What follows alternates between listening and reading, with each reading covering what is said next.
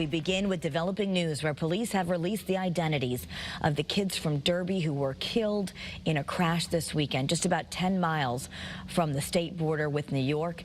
Channel 3's Dylan Fearon has those names and what police have learned about this crash. He is joining us live in Derby. Dylan, this is definitely one that parents were talking about this weekend. So many of these teens actually related to each other. Just a horrible story.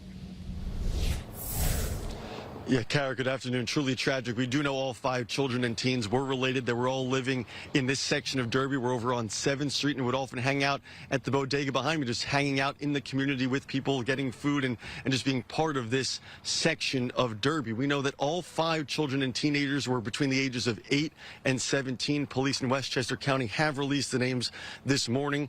Malik Smith, we know, was 16 years old and was driving the car this weekend. Anthony Billups Jr. was 17.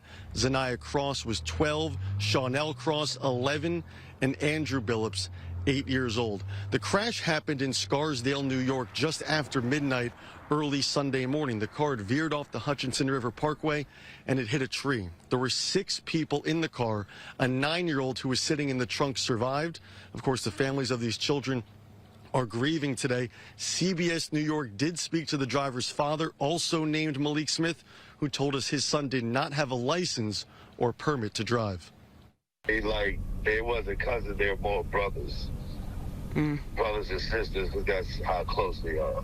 He's going from New York to Connecticut every weekend. There's not a weekend I go by that he's not in Connecticut. Again, these 5 children and their families had recently moved to Derby. We had spoken with the school district in town and that these 5 children had not been registered in the school system yet. Police are still investigating the crash from Sunday morning. Police in Westchester County will be giving us an update on the crash and the investigation at 2 o'clock. And of course, we'll update you tonight on Channel 3. We're live in Derby. I'm Dylan Fearon, Channel 3 Eyewitness News.